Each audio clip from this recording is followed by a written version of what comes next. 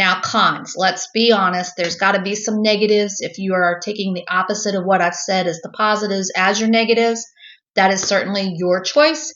But if we're speaking specifically as to negatives, I would say that the negative, again, is going to be if you are talking the city of Dayton specific, you are probably looking at a blighted area that has seen some issues with policing and crime and or inventory that is delinquent, meaning that they haven't been upkept. And so the revitalization that we keep wanting to come into our city to actually make a difference keeps falling short.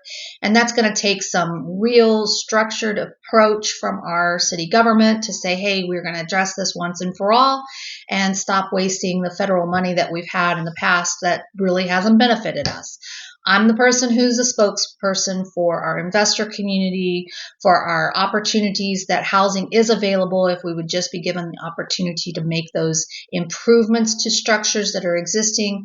And I think that's probably the biggest benefit for our Dayton specific that is considered our con. And obviously we've had a lot of industry that has left the area that were long committed ties to our Dayton region. And I think those were fails on prior city officials who allowed for NCR to leave, who allowed for Mead Corporation to leave.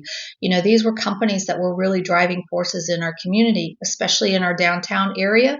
And shame on us for letting them get out of here. We should have made it opportunities available to keep them. And anyway, change comes along. And so there we go. That I'm going to tell you is probably our most important and most impactful negative impact for Dayton specific.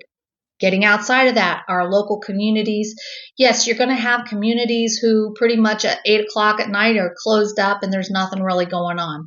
But if Midwest life fits your needs and you're looking for that quality of life, that's time for you to be home with your family, by yourself, doing whatever you want to do. If that's the case and it works for you, again, it's going to be something that works specifically either for you or against those ideas that you want. But I think with our 20 or so connected communities around the Dayton region, we're going to be able to find a good fit for you and your specific lifestyle. And the other side about it is you know what? Cincinnati's an hour-ish drive. Columbus, an hour-ish, hour 15.